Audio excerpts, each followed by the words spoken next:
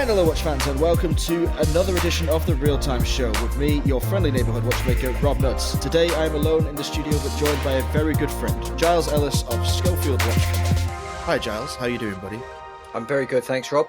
Good to have you here, mate, and thanks for being one of the very first guests on the Real Time Show. You know, I wanted to talk to you as early as I could because this show aims to become the most interactive and behind-the-curtain watchmaking podcast that the industry has ever seen, and you have always been one of the best people at pulling back that curtain and telling us exactly how you do what it is you do with your wonderful company. So, for those of our listeners who haven't yet had the chance to dive into the Schofield universe, could you do me a favor and explain where it all began for you and why Schofield Watch Company came into being? All right, let's get right to it. Back in time, we're talking 2007, 2008, and I'd reached a time in my life where I just needed a nice wristwatch, like so many men do.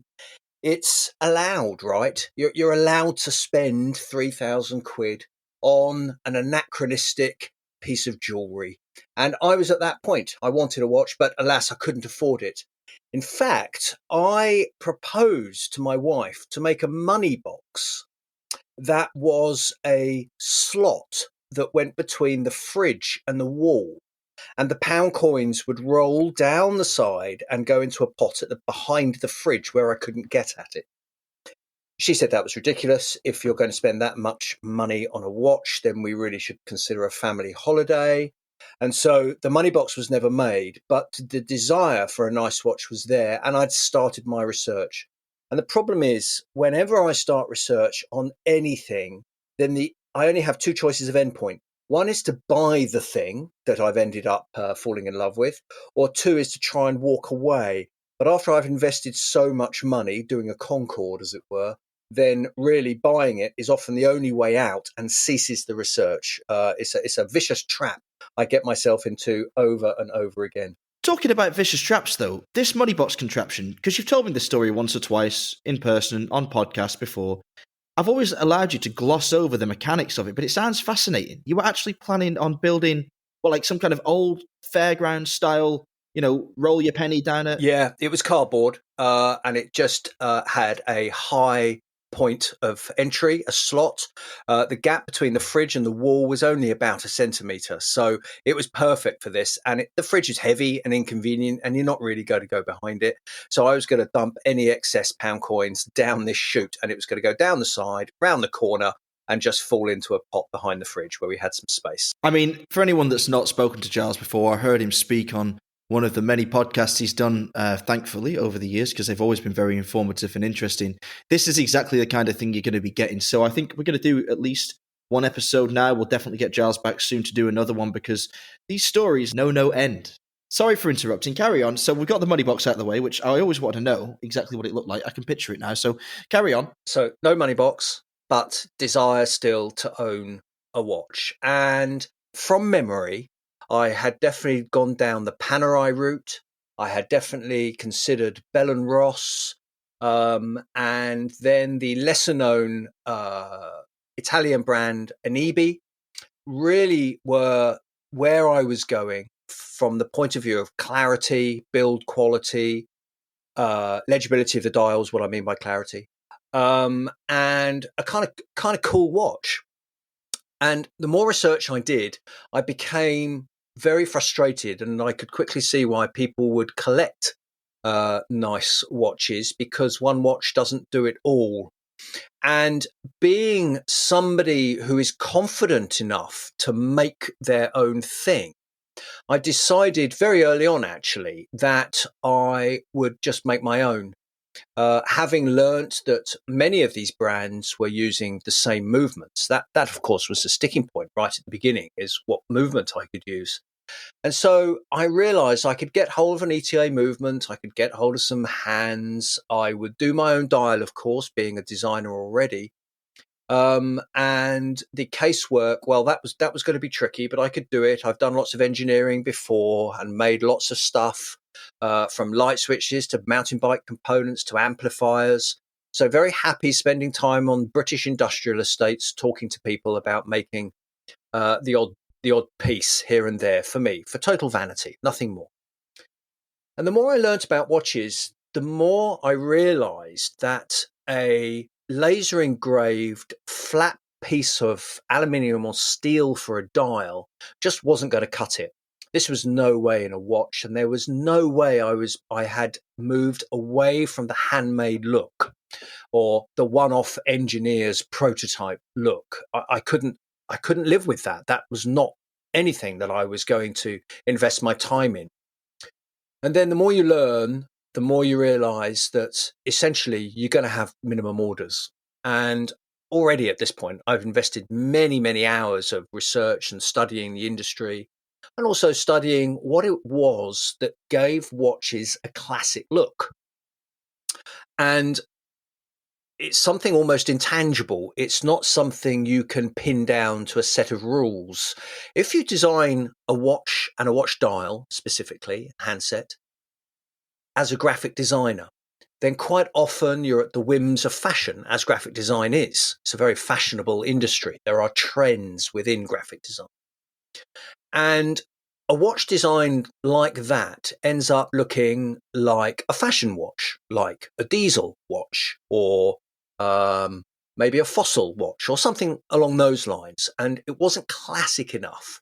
I'd fallen in love with vintage Patek Philippe's, right? And loved the details on the older dials, and tried to learn what it was that made the look of them classical. That is, when I say classical, I mean you don't tire of them. They don't go out of fashion. They're good forever. And I studied that for a very, very long time. And for years, my original watch, the watch I launched with, which we'll come to in a second, the Signalman, the dial of that, for years, lived above my desk. So I could see it every single day and see if there's anything that niggled me, if anything needed amending or moving or scaling. And that would have indicated to me that the dial was not yet within the classical register. The register being the language of classical dials. I designed many, all different forms, with or without appliques, with or without stepping in the dial, so making the dials more or less 3D, different finishes, different textures, different reflectivity, all of these elements with or without complications. So back then, obviously, I wanted complications. It was my first watch, and complications are blingy. They're attractive, and I wanted a power reserve. I thought that was particularly cool. I thought a GMT would be useful, and a date. And so the watch I designed had those three complications: date, power reserve, and GMT. And so the question for me now was to be able to find a movement that could fulfill my design needs. That was the soap rod movement, and that's an essential part of the story, the soap rod movement. So going back to the dial really is the difference between a one-off watch that would have satisfied a one-off watch that would have satisfied my vanity, or a production piece. Because with a dial, you have minimum orders. There is tooling that goes into making a dial. You can't just make a gorgeous classic watch dial as a one-off. It would be prohibitively expensive. And so it was at that point that I commercialized Schofield. I made it into a business to be able to simply offset the minimum orders that were in front of me. That's amazing that is really where it came from, just out of the realities of manufacturing, to get something to the quality and the tolerances that you desired for your own satisfaction. You had very little choice but to commercialize what is now a much beloved and long-running British brand. Let's just go back to the movement for a second here, because you talk about soap rod, and I remember when you were founding Schofield, because I was a young aspiring watchmaker at the time, and I was fascinated by your journey, and I was really thrilled that you were using soap rod in your watches, because back then very few people had adopted it, and I think you were one of the first that I'd noticed using it openly instead of an ETA and instead of a Solita. What was it that attracted you to soap rod? Was it simply the fact that it had the complications you needed where you wanted them, or was it something else about the brand itself? Yes and no. So the Soprod was chosen firstly because of the layout of the complications.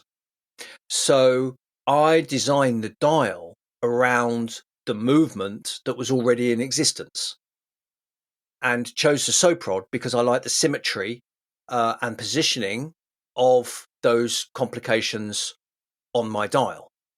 So an alternative way of doing it that many watchmakers do is you design the dial and then have the movement more or less fit your design. So that means custom working the movement to make sure that it fits your dial. Whereas what most people do will design the movement first and then design the dial around the movement. Now, in an ideal world, with all the money in the world, you would design the dial with the complications first and have a movement made to fit that design, more or less. I say more or less because you don't always get the flexibility to put a pinion for a hand exactly where you want it to go, for example. So the Soprod fitted my requirements as a designer. It had nice symmetry. We had a GMT, sub GMT at 6 o'clock. We had a power reserve at 12 o'clock, a date at 3. So it really worked for me as a designer. I had the continuation of clarity that I'd started with, and I'd had all the complications that I wanted. So that was the primary reason I chose Soprod. The second reason was that it was exotic, meaning it wasn't an ETA. It was an unrecognized Swiss maker, essentially. And back then, they'd started making essentially a clone of an ETA with modules on top. They were already making modules for ETA, but now they'd made a base movement and attached their own modules to it. The modules is the component that sits on top of the base movement that handles many of the complications. And so I was one of the first to use it. Sadly, actually, this is not a good part of the story because they hadn't actually yet started manufacturing some of those parts for the movement that I required. And so when I started, it was called Schofield Watch Company. This was a name that I'd taken from an amplifier, a power amplifier. I like hi-fi. A power amplifier I'd built the year before. I was into Westerns. It was a cool looking Smith & Wesson revolver.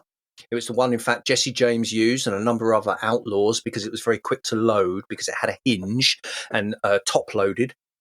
Means with a speed clip, you could load the gun much quicker. So therefore favoured by people like Jesse James.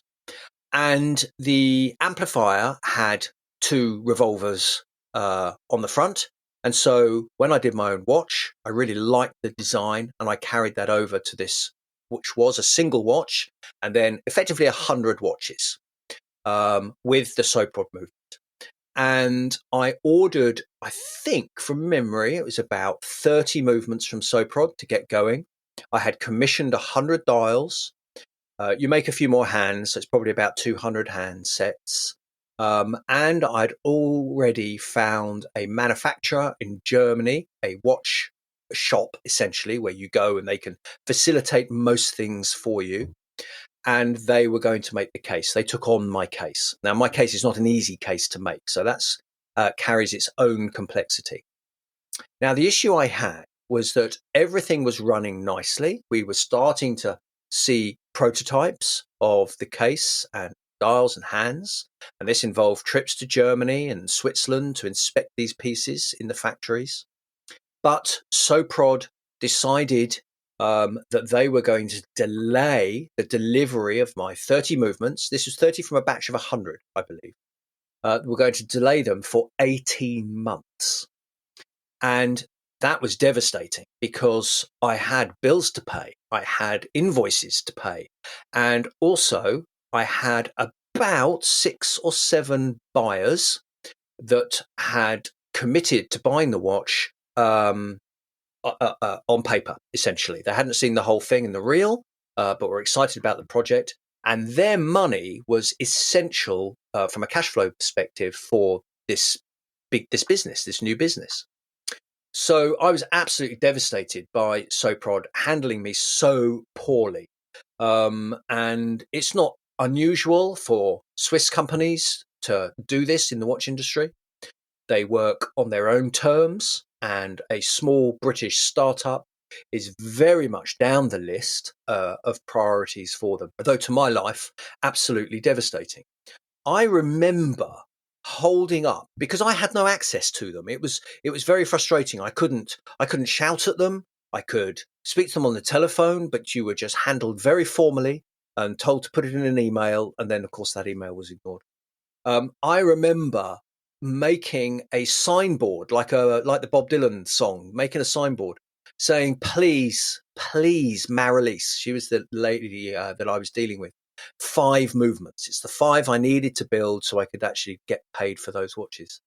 With me making a sad face, I still have that photo somewhere. And they laughed about it. And she said as much. We thought that was so funny. It wasn't funny to me. It was incredibly serious. Yeah, lol. Mega lol. Yeah, my life is on the line. Thanks, Marilise. They said that they would send me 5 movements. So it worked. Yeah, I built 5 watches immediately. I only have one wealthy friend, Rob, and he bought a watch, which was terrific. So one went to him, and the other 4 went to some guys that heard about me through American Express Centurion. You know, the fancy credit card. You have to be earning quite a lot of money with Centurion. You get the black metal credit card. And they had a newsletter because Amex is not far from us. They're based in Brighton. And they put a thing out, and we sold those 4 watches through American Express, essentially. And that was essential because with that money from those 5 watch sales, I was able to pay the German case makers, the Swiss dial makers, hand makers, and start to get the ball rolling. It's getting very exciting. And I then got some more bad news, which was Soprod were going to delay the movements. This still delayed 30 movements by another 6 months. And so I'm 2 years down now, still looking at that same dial on the wall, thinking, do I still love this? Do I still want to do this? I am now stuck. I have no watches to sell. I cannot make any money. I'd pretty much given up my my design business, and so Schofield was essential to making some money. I was going to say, so you, at this point, you are doing what? Like, are you working on other projects? Do you have other clients? Are you getting any money in anywhere else? Is your wife supporting you? What's happening? Okay, so Alice, my wife, she is a nurse, and she works with people with learning difficulties. And she was heading up this new campaign for treating people with learning difficulties in hospitals properly. So she was bringing in some money, but paid by the NHS, so not a lot. I had a graphic design agency, which I'd begun to close down a year before so that I could concentrate on Schofield. And it was a deliberate family decision, which was I could never make Schofield work working on the graphic design industry. I just couldn't have done that. So I decided in order to do a job properly, it needed my time. And so, no, I wasn't earning any money. It was really difficult. And so what I did in that time, which I'm thankful for, was to research the watch industry and do everything I could around the brand that had not yet been done to the same quality as the watch. So, for example, I could spend all of that time building the website and making sure I had the coolest website on the planet within the watch industry. And this I can quantify because I had 2 databases that were essential to the beginning of Schofield. One was a database on other luxury websites, from Bulgari to Gucci to all of the loved watch brands. And I would give them a numerical value based on a number of criteria. So page loading, general vibe, how cool the photography was, how deep you had to go to get more information, how much information was on the homepage, etc. So that I had some metrics that I could measure with my own Schofield website and make sure I could beat them, all of them, including Rolex's website, because that's something I could do and knew I could do well, which is build website. I've built hundreds of websites for clients in the past. Yeah, I mean, it really shows because your website is a work of art in itself, and all of the graphical design that goes alongside Schofield stands out as something quite special in the industry. I'm amazed, shall I say, I'm awed by the patience that you had and that Alice had also with the venture, with the journey. And I just wonder, what was it like for you both during that period when Soprod were putting the brakes on? And I mean, you must have been obsessed with watchmaking at this point. Did you talk about anything else? Did it dominate every conversation at dinner? Was it running around your head? Like, how did you feel? Yeah, I would say I felt very apprehensive all the time. I knew the areas that I had control of, like graphic design, ephemera, like the letters and the paperwork, the box design, which I could push even further. Now I had even more time to do it. Straps, which was an accessory that we launched from the get-go, alternative straps.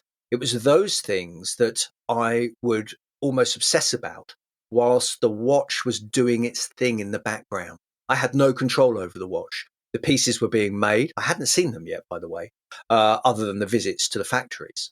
I hadn't seen production, but that was all going on in the background whilst I was making contacts, speaking to people, and just building all the other bits and pieces. So the conversations at dinner wouldn't necessarily be about the watch, but more about Schofield as a whole. And that's an important distinction because Schofield is more than a watch brand to me. And I don't mean that in a pretentious way. I mean that holistically, it's a brand that you're allowed to be into because it's sincere, right? There's nothing tacky about being into Schofield. It's, I hope, a kind of cool brand where you can totally subscribe to it. And that's because it was built at a time where I had to move away from the watch itself, the signal, because I had no choice. And I put everything into those databases to study, to be able to work out where it was that I was going to make a mark and a niche for the brand. I think you achieved that in a way that certainly wasn't apparent to us, and when I say us, I mean the watch media at the time. But as the years have rolled by and the Schofield design language has deepened and become richer and become ever more defined, we now see it as almost something entirely other from other brands. And all those little bits you do around the watches themselves is well, it's a case study in itself. I think what we should do is dedicate an entire podcast to discussing that. That's what we're going to get you back on the show to talk about. But forgive me for sending you off down a different path. Let's talk about what happened when those Soprod movements actually arrived. Okay, there is one event actually, Rob, just before the Soprods arrived, that really shaped the brand and my place within it. Because at this stage, I had no place. I was the designer. I was certainly, there was never going to be a photo of me anywhere. I had no interest in that. I was never going to talk at any event. And I certainly wasn't going to front the brand at all. That was never my intention. I had no interest in it. But I went to see, on recommendation of a friend, the owner of a watch shop in Tunbridge Wells, to show him my wooden box, which was made at this point, and a plastic prototype with which was hand painted, sprayed silver with Christmas tree silver paint, and a paper dial, a plastic crystal, a strap. I think I'd done the strap, no buckle, and lots of lovely paperwork, of course, because that's the bit I could do. And I went to see this chap at the shop in Tunbridge Wells, and he took ages to come out of the back room. It was really condescending. You know, you're sitting there typically nervous of his reaction.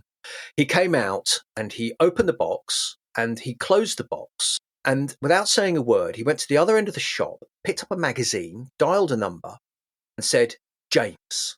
Now, this is James Gurney of QP magazine. And he said, James, I have something for you. You need to meet this guy. James and this chap from the watch shop in Tunbridge Wells made an appointment for me. They didn't ask me. They made an appointment for me for the following week in London to meet James Gurney of Salon QP magazine, of which I did. And I went to London and I waited for James, and I saw James, and he opened the box, which had my plastic prototype in it. did not take the watch out of the box. He closed the box, slid the box back over to me and said, "Tell me about you." And I realized at that point I had done no work on me, the story of who I am and what place I have within the brand. And I realized as a journalist that James Gurney is, that he wants that story. I'm a middle-class son of a teacher and a yoga teacher. My story is so utterly boring and not compelling at all. And I felt that if I had to shape my story and make it interesting, then I would be pulling the wool over people's eyes. And I did not ever want that. One of my briefs to myself in starting a watch company is there was going to be no trickery, no fakery, no exaggeration, so no hyperbole at any point. Even in our first brochure, if I did a render, because of course I had to do renders because I didn't have a watch. So in the first brochure, which was for the first Salon QP in 2011, I wrote render on the pictures. Now, nobody does this in the watch industry, and most of the images you see in magazines are, of course, renders, not photographs. But I felt that this was the beginning of my intention for my brand. I was going to be involved with none of the shenanigans that I felt some of the other watch brands were involved with. And declaring a render, even though probably unnecessary, kind of typified my relationship to Schofield. So I started to generate that story, being a lover of the coast, grew up very near the coast, and had started to place Schofield on the coast thematically. Most watch companies, as you all know, have a geography. We've got under the sea watches, on the sea watches, in aeroplane watches, in space watches. We made the coast our geography. And luckily, nobody else is there or really has been since. There's been a couple quartz watches that have kind of tried. But the coast is our domain. And the way we articulate that is with the lighthouse. And the lighthouse was a device, as in a graphical device, that we put on the back of the watches to help express all of the sentiments of Schofield Watch Company online, because we were only selling direct. We weren't going to be in shops. So the lighthouse was our badge of great British engineering. It was a good timekeeper. It was your friend in times of need, and all of the other romance and kind of historical warm glow that you get from looking back and specifically at lighthouse stories. So that's where the lighthouse comes in, and the British coast. All of these elements were the elements that I were working on prior to the Soprods arriving. So here we are, Rob.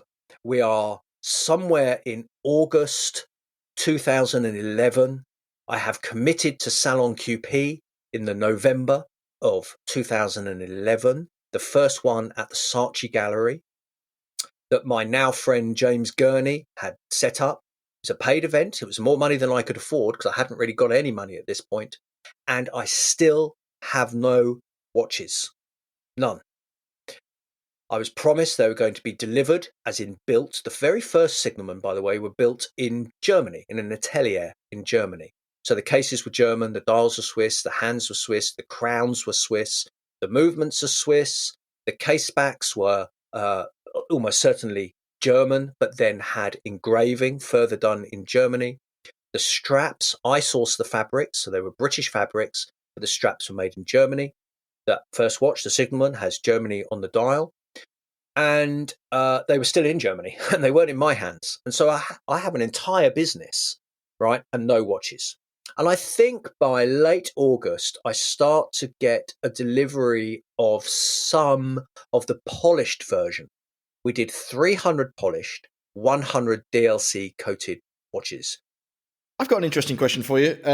Interesting to a watchmaker, at least. You said the case was made in Germany, but the crown was made in Switzerland.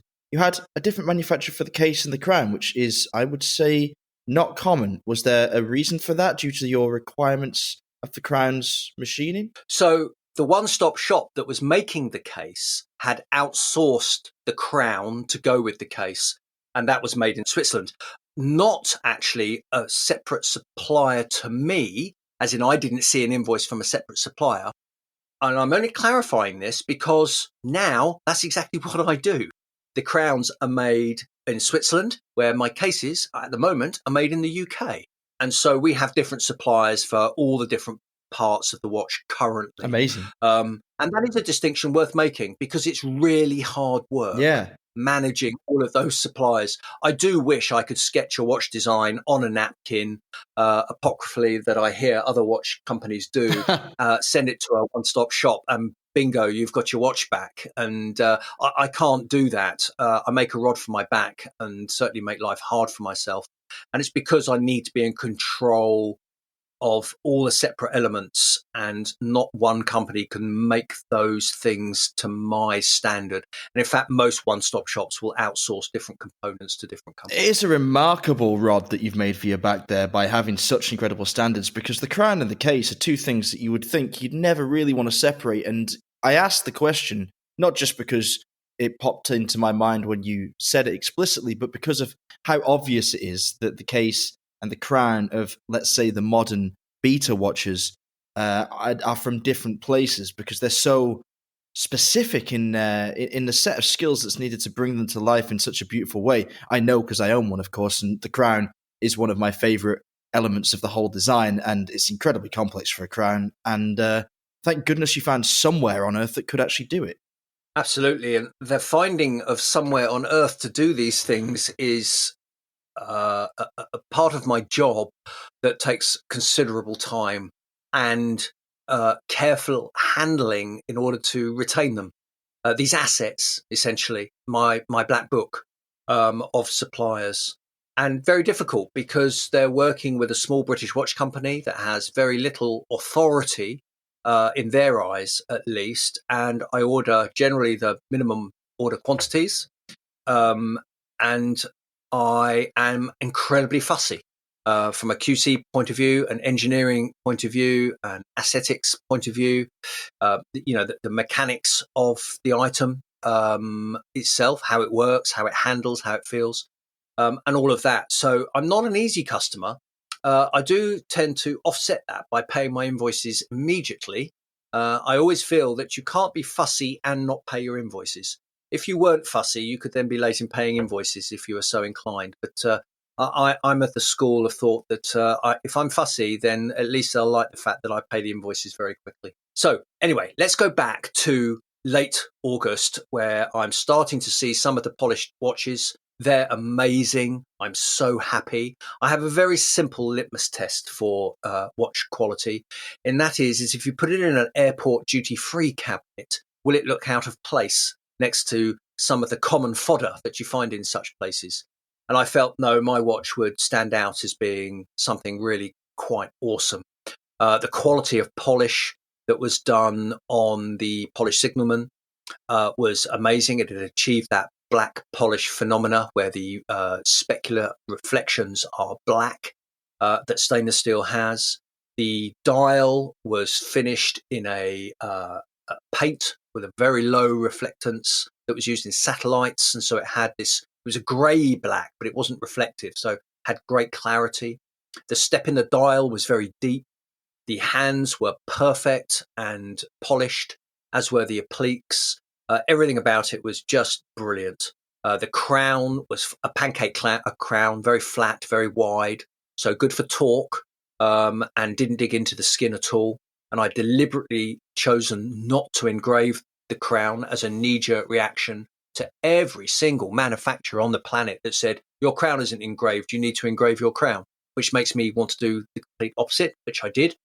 The crown of the signalman, as we're talking crowns, is a facsimile mathematically of the dome of the crystal. And there is a groove around the outside of the crown that matches, again, mathematically the bezel. So it's a kind of nice marriage of curves that you find across the watch. This was a screw down crown. The laser engraving on the back was just beautiful, big lighthouse there and all the other details.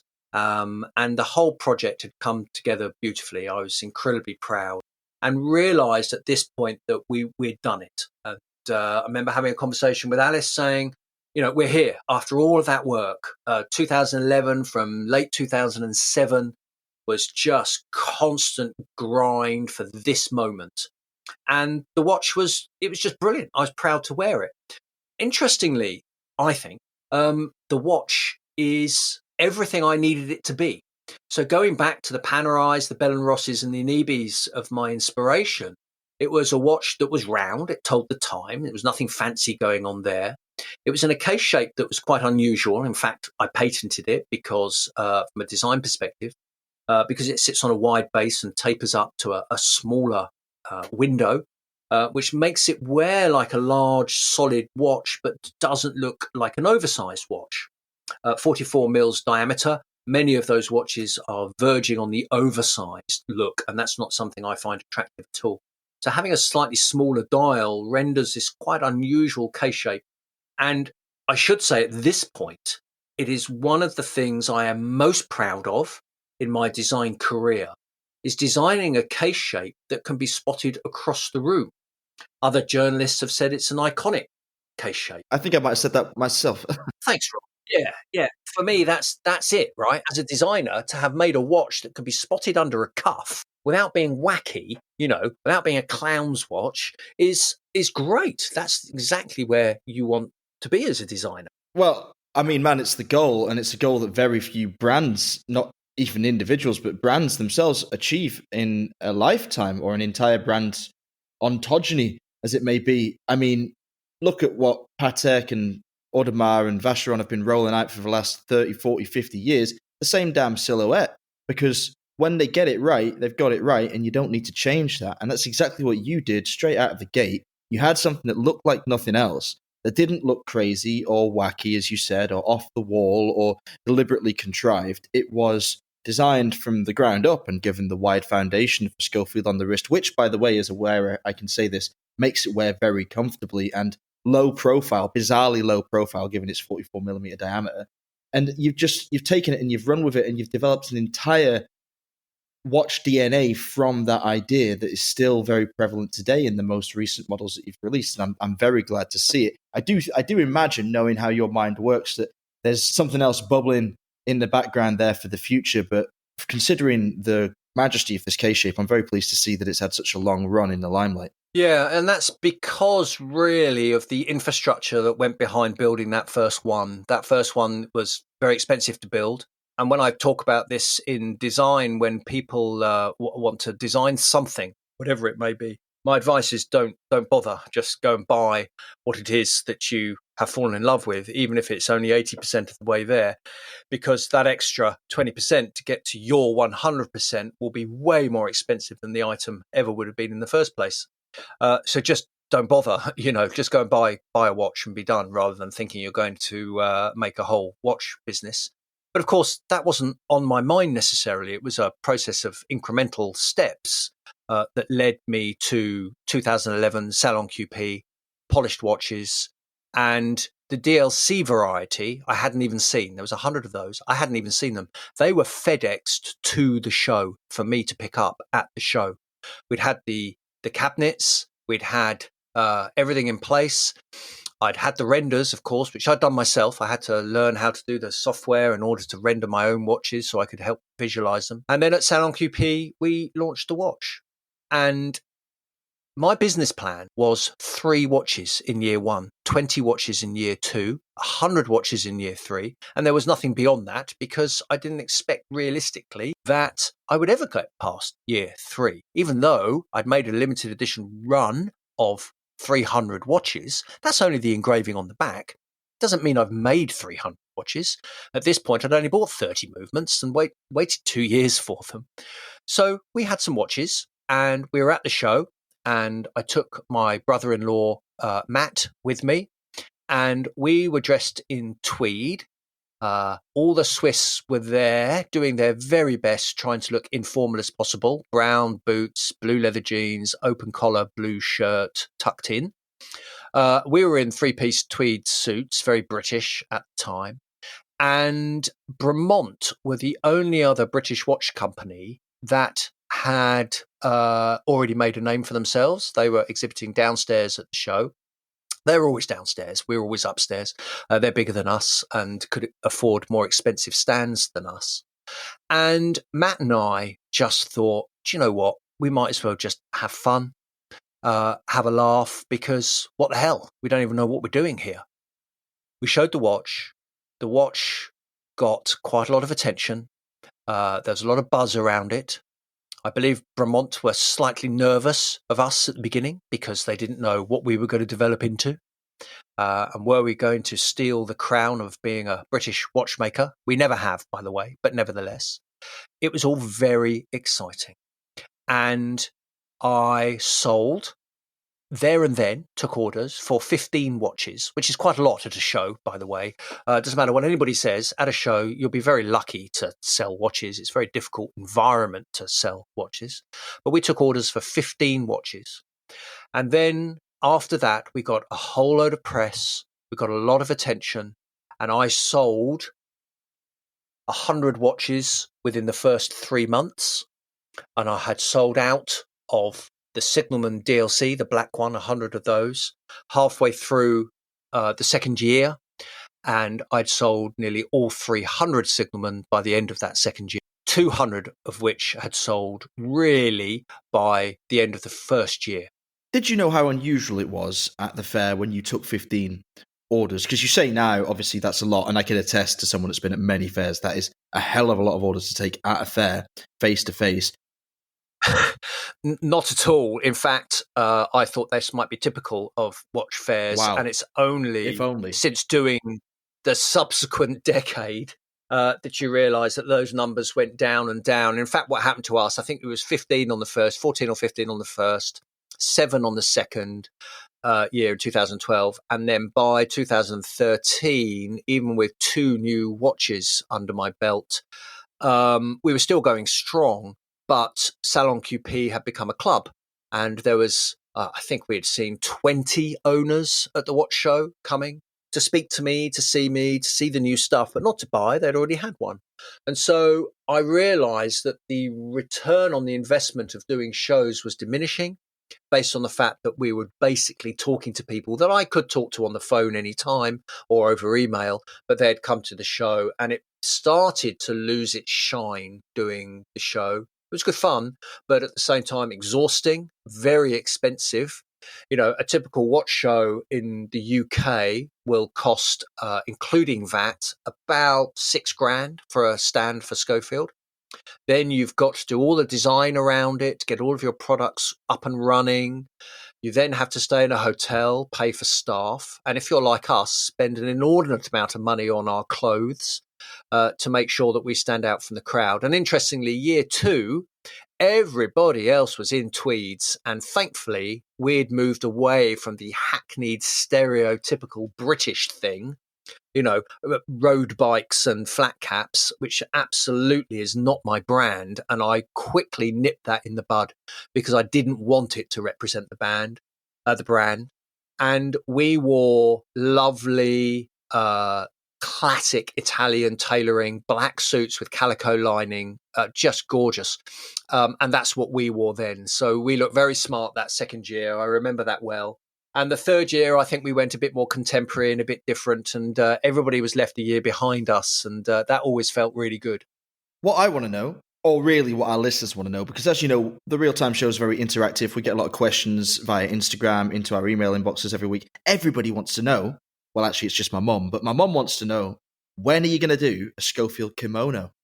That's a great idea. I always struggle with the clothing side of things because we did a Schofield jacket and there's only a few of those about, embroidered "All we make is treasure" across the back. Kimono is a great idea because I'm a big fan of Maharishi and they make some beautiful kimonos, of which I'm a lucky owner of a couple of those. And I wear them like cardigans, essentially. And many times I've toyed with the idea of doing kind of workwear chore jackets and bits and pieces like that. I researched and prototyped a kind of little apron, like a market stall apron that you could wear with Schofield on with the big pockets on it. It just didn't work. The jackets didn't work. And then the jackets that I had got became unavailable. But then actually in the interim, I've met a guy who's got, he makes clothes and in fact made our strap kit, one of our accessories we can talk about in this next episode.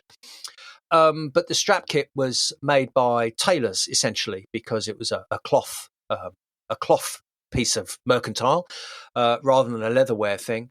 Anyway, he's got a new piece of gear that can do all the silkscreen printing onto thicker fabrics, so not t-shirts, like the back of a jacket, where you have the military lady riding a torpedo kind of imagery, and that kind of thing. And that really, I'm getting excited about that. That's maybe something I could work with, is doing maybe a pea jacket or something along those lines. So maybe not a kimono, but maybe a pea jacket.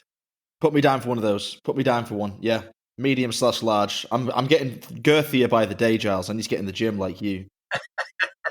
Good. So going back to Salon QP, we'd sold these watches. One of the things that Matt and I did that was very different to all the other brands was flirt, basically. We were really friendly. People walk by, they're very tenuous, whether they want to come and talk to us or not. We would grab them by the jackets and bring them in and say, right, let us tell you about Schofield. And that was really exciting because we had nothing to lose. We were a brand new watch company. I had 3 watches I was keen on selling in year 1. I'd done 4 already, 4 or 5, so I was ahead of that. And so whatever happened next just didn't matter, really, other than having to pay for bills and order more movements, etc. So we're up and running, Rob, and that really is where we are now. It's no different. It's exactly the same.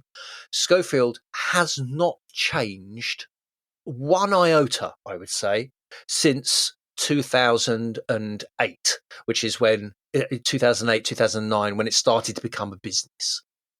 Well, you say that, and the consistency of the branding is absolutely there. But I have to say that the watches are getting better.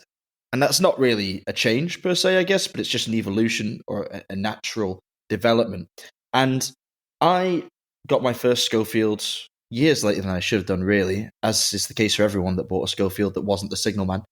And I picked up the bronze Japanese beta, which I adore and wear regularly and enjoy watching it excite other people when they see it on my wrist. And first of all, they don't know what it is, many of them, if they're not in the watch industry. And if they are, then some of them haven't seen the Schofield in real life before, and they reach to try it on, and I gladly let them because it converts everybody that comes across it. But since I purchased that, you released something else in the same line, Japanese inspired, a B5, and it might be the most beautiful watch. And I think I've used the word beautiful to describe many watches over the years, but it really, really applies perfectly to this watch. And I'd like you to tell us, because this watch came out, when was it? Autumn 2022, late summer 2022. And it was stunning from the get-go. And I don't think there's many of them left now, but I'd like you to just focus on that one a little bit if you could, just to talk about some of the difficulties that you faced bringing to life such an ambitious design, most pointedly the case back, which is like nothing else I've ever seen before in watchmaking. So how did you do it? Thanks, Rob, for all of that. And it really pleases me to hear that because the Beta B5, and I'll get to all the kind of wordage in a minute explaining that, is a tricky watch to sell. It's a tricky watch to sell because it is a niche watch from a niche brand. So what I would call super niche. Super niche, anything's tricky to sell. You've got to be really into it. And if you get it, you really get it. It really talks to you. But if you're not quite there, then it could be difficult crossing that line, which leads to a purchase.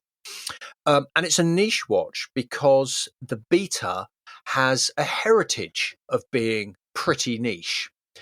When the Beta started, it was our third watch. We went from Signalman and Signalman DLC, first watch, to the Black Lamp, which was a huge curveball for the brand because we'd gone from lighthouse, romance, classical watch styling. This watch was the master of everything. It's a watch that could be worn with a T-shirt, but also as a dress watch. It had shiny bits and complications, to a Black Lamp that was very expensive, concept carbon fiber case, one of the first after the Audemars Piguet Royal Oak Custom Carbon.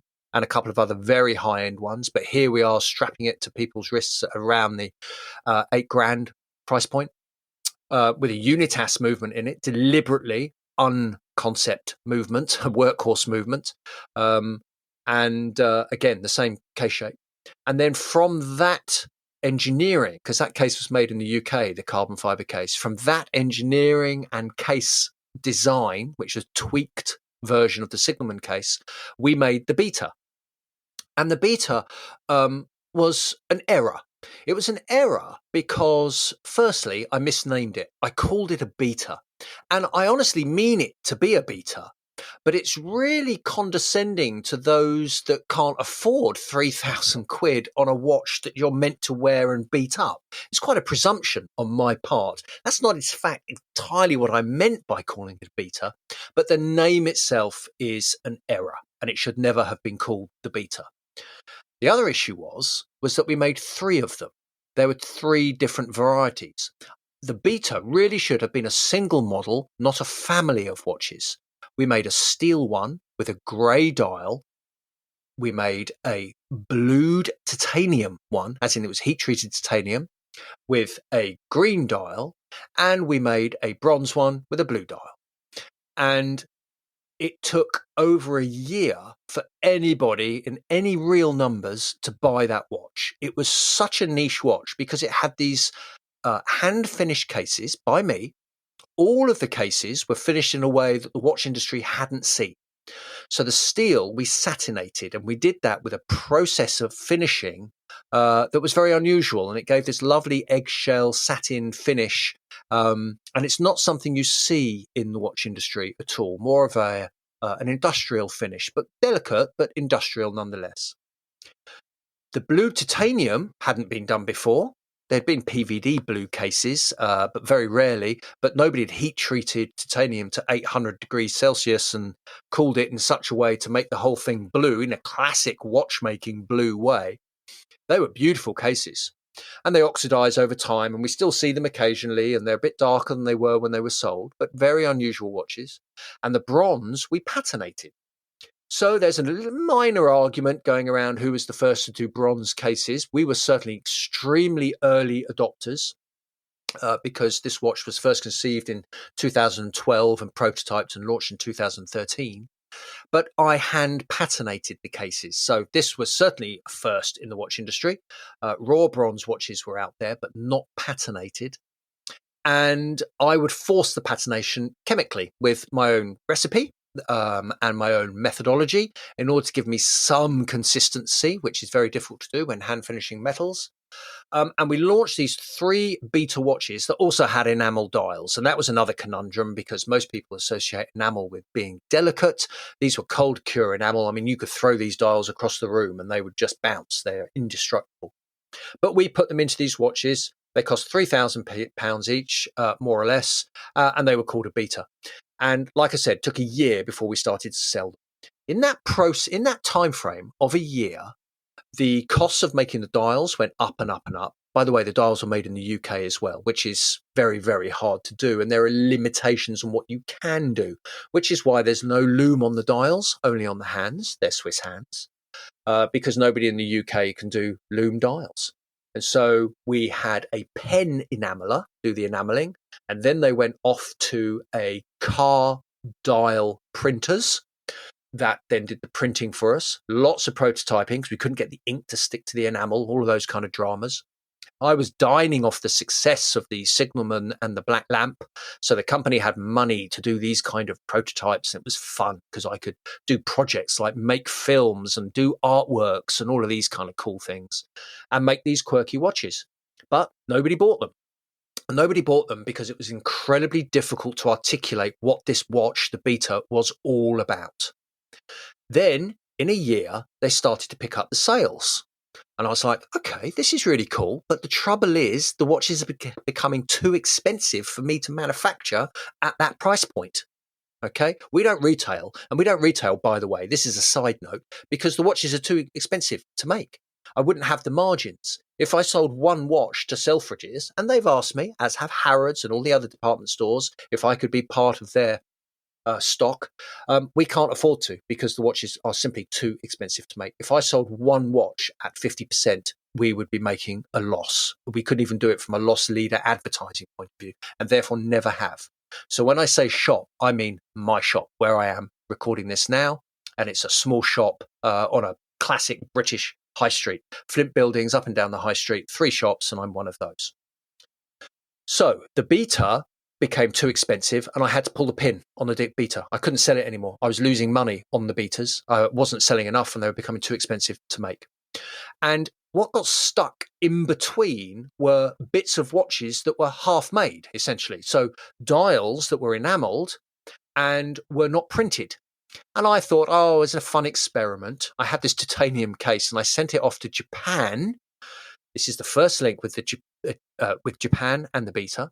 I sent it off to a satellite mirror polishers, satellite mirror polishers in Japan, because they were people that could polish titanium in a way that made it look just like a mirror, but titanium. So when you say satellite mirror polishers, you mean satellites for space? Yes. Whoa. They're a firm that polish satellite mirrors in Japan. And I reached out and said, could you polish this watch? Nobody else will touch it because it's so awful. And it means if you over polish my watches, they become radiused. So they look soapy. They look like, when I say soapy, I mean like a bar of soap. They're all rounded around the edges if they're over polished. So they're very tricky to polish. And it was extremely expensive. I got this one case done, and this was only for me, just to see what it would look like. Polished titanium. Oh man, it came back. It was the most beautiful thing you've ever seen. And I had a black dial that was unprinted, and our dials have a gold ring around the outside. Now that's the brass dial blank. It has a lip around the outside and around the cannon pinion hole in the middle, and the void in between those two lips, that's where you filled it with enamel, right? And then you would lap it back down flat. But you could see that gold edge and that gold ring around the cannon pinion hole. It looked really cool. It was a glossy black dial. We put it in the polished case, and it was one watch for me. I thought it was super cool. And I put it on Instagram, and immediately a collector in America wanted it, and so did a number of other people. They couldn't have it because it was a one of one. I need money more than I need watches, and so I sold that to the collector. And it got me thinking, what if I made more bare boneses? Now, we didn't go down the satellite mirror polishers again because it was just ridiculously expensive. And when I say expensive, we're talking maybe £1,000 to polish one watch case. So as you can imagine, on a £3,000 watch, that is just prohibitive. It's not going to happen. So we started making bare bones, and then the betas, we would mash up different dials with different cases, using up all the bits that we had. And that was all well and good. And then they all ran out, or some parts ran out. And I was in a position where we were fully set up from an infrastructure point of view. But like I said, the dials were too expensive. And so I needed to make a new dial. And that's when we made the first bronze beta. At this point, the Beta B2, which was a patinated beta, then rubbed back through to the bronze with a blue dial in it. And we offered it in both the raw state and the patinated state. And I'm normally quite uncomfortable blowing my own trumpet, but I do honestly feel that our bronze watch is the bronze watch of all bronze watches. So with the beta now, we had the Beta B2, and then the Beta B2 carried on selling. And so something ran out. B2, by the way, means batch 2. So with all of our watches, we've done limited editions, and limited editions are fixed. So the Signalman was 300, the Signalman DLC was 100. They are fixed numbers. By doing batches, I can say I'm making them in small batches, and we do because we're a small watch company. But it means that I can then change the variety and the number and some tweaks to the watches whenever the need comes up. So, for example, with the B2, I ran out of crowns and needed to have a new crown. Now, it's really boring making the same thing. I hate reordering parts that are the same. In fact, I rarely do it. In fact, just yesterday, I'm coming close to running out of polishing cloths that come with the watches. So instead of pressing reorder, which would be really simple, I design a whole new one. and I design a whole new one within the theme of the old one, but different colors. And of course, it takes a long time to get that job done. I'm still at it. That's because I hate doing top-ups. So what I do here is, this is an opportunity to design a new crown. Great, design a new crown, get that made. And with that, I get to do a new case back. And as you know, I love case backs. It's party time on the back of the watch. I can have a lot of fun there. I can move away from some of the conservative sensibilities in design that you'll see on the front of the watch. And it's a canvas for some graphic design. So I can have a bit of fun there. And I certainly do. And we have the case backs laser engraved right here in the UK. And the B3 is another variety of nice graphical layout for the watch, but now with a new crown. So we're running the B3 and we're still making the B3. I think I've got about 10 left, and that's either raw or patinated again for those B3s. And then I wanted to do something a bit different. I love Japan. And I am a Japanophile. I've studied Japan my whole life. I did martial arts as a kid. Always wanted to go. And my brother lives in Japan. And now I have been there a number of times. He lives in Tokyo. And have soaked up Japan in every way possible. And I believe the Japanese to be masters of design and the subtlety in design. It's not decoration. The Chinese and the Orient can excel at that, and the Middle East. But the Japanese, it's all about the skill in craft and the subtleties and nuance of proportion and layout. And these are the key elements that we talked about in the beginning of this podcast to understanding the classical register of watch design. It is about layout. Layout is the organization of elements on your canvas, be that a flyer or be it a watch dial. That's layout. Scaling is the size of those objects, crucial to layout, but a separate discipline, if you like. And the Japanese do this so well. And with my time in Japan, I love the fact that they are the cleanest people, right? I mean, they are so clean. You don't mind being jammed into a railway carriage, which is the only time, by the way, you get that close to other humans in Japan. They're also clean, and it's not gross in any way being close to other Japanese people. Something I find fairly repellent in the UK, it has to be said. The streets are clean. Their clothes are so clean. It's just magical.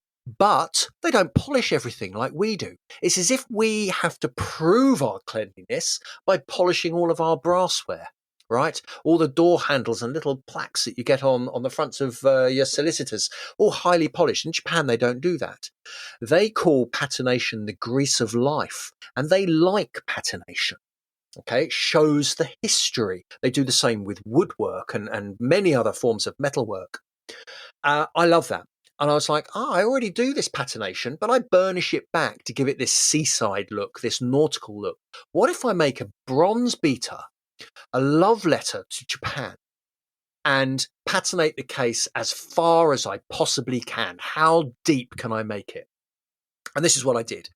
A lot of schoolboy experiments, man in a shed, mucking about with chemicals, goggles, and a really burnt out lab coat, to come up with a concoction and a methodology where I could get a very thick oxide that is stable. Because you can get really thick, but actually it comes off in your hands, and you don't want that. That's dirty.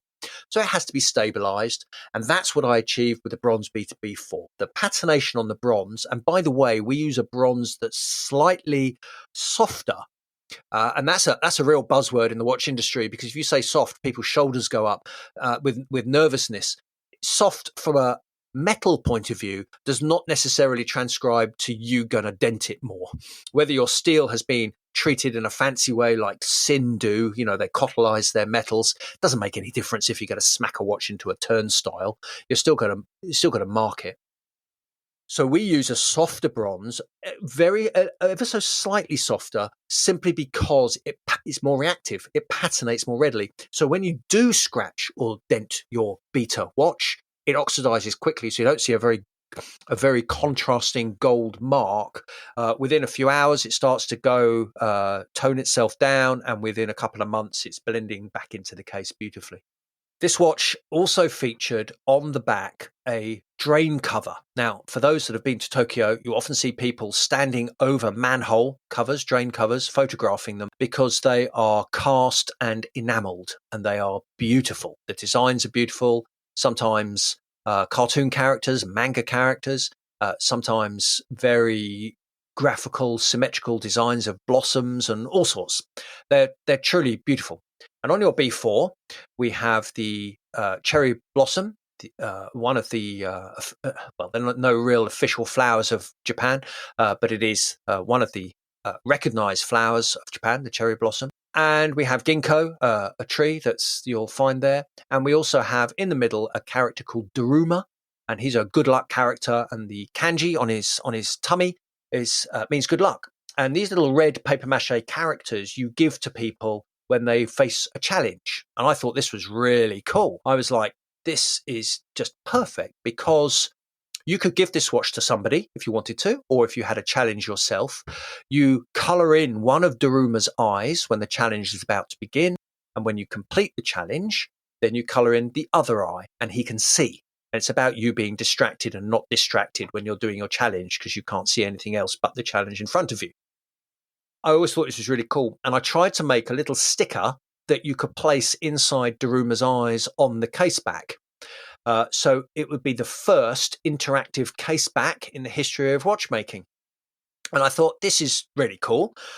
Spoke to all the best sticker people that grow stickers from molecules, really fancy stuff. They wouldn't do it. They wouldn't touch it because they were like, we cannot test it. We don't know if it's going to fall off and everything like that. So why? I don't get it. Of all the things.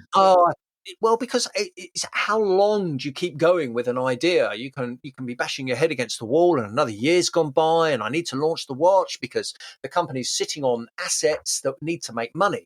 You see, it's a conundrum. You can hold stock. I can hold a safe full of watches and it feels really good, right? For the company to have a nice safe full of watches. But if they're not moving from the safe, then that's no good. The whole point is it's got to be throughput, right? We've got to have watches coming in and watches going out. And that's how the business survives. Talking of a watch that's been going out recently, and unsurprisingly so, the follow-up to the B4. Now, the B4, as you alluded to there, is the one that I purchased myself. But the B5, oh my goodness, the B5. Let's just talk a little bit about that now. We'll wrap up very soon, okay. And we'll pick up, maybe we'll talk a little bit about, let's say, the pin that comes with the B5 in the next episode together. But wow, look, that B5. Tell me about the B5 dial inspiration and then tell me about that case back because the drain cover thing is something that deserves as much airtime as we can possibly give it. Thanks, Rob. Right, so the B5 is the follow-up to the B4. The B4 is dark. It's in a patinated bronze case with a blue dial, with a laser engraved case back with all the details that I just mentioned. But that project wasn't done. That love letter to Japan wasn't finished. There is so much beauty and light in Japan that I felt that there needed to be a pairing of watches. The patinated effect, I wanted to carry over to a steel case. But that was tricky because we're now into a material that doesn't patinate, stainless steel. Apart from our brutalist finish, which was an extremely heavy bead blasting that we did on some earlier beaters that render it like concrete. And those pores, those little craters that you hammer into the steel, fill up with grease and dirt and effectively becomes patinated. But with this watch, I wanted it to have a brightness about it, and dirt isn't bright, right? So I thought I'm gonna plate this watch in tin. And so we made some cases and we altered the machining path of the case in order to be able to give us a more obvious fingerprint. That is the machining marks that are left behind prior to finishing. And then I went off the idea of tin because I thought, actually, that doesn't bring to the party at all. It just makes it really confusing. And so I bead blast it, but I changed the media and I changed the pressure and I did it in such a way that it was light enough to give me the texture I wanted, but leave the machining marks very subtly underneath the bead blast. So it's like a double layer of finishing. It's really cool. And we call it Middletex now because it's become it's just a brilliant finish and I really like it. And it kind of works really well with this watch. It is something else. It really is something else. I've never seen anything like it before. When I first heard that you were leaving machining marks exposed on some of the watch cases, I was not convinced. And then I saw it in real life, and as someone that likes good quality machining and likes to see how things are made, and appreciated your likening it to a fingerprint, I fell in love with it. And I like it on mine, but I love it on this one. I love like the very light dusting. The media that you've used to blast it is so fine, and it just gives it that beautiful, touchable surface. You just want to run your fingers all over it, to be honest. But it goes so well with the dial color as well, because the dial color looks very grey at first glance, but there's a little more to it, right? Well, that's right. And I really like the fact that dial textures and colorings shift in the light. And I often play to that very fact by choosing colors very typical to the brand, actually. As we said, we make a rod for my back. And that's because so many of my suppliers are not within the watch industry. I don't necessarily adhere to color codes like RAL or Pantone. Quite often, I will send my dial maker a printout, CMYK printout of the color that I want rather than a Pantone reference. And also, I will choose the papers. This is very typical to the Telemark we did, a white dialed watch. I will choose the paper to be able to articulate the amount of reflectivity I want in that dial, because that's a hard thing to get down on an engineering drawing.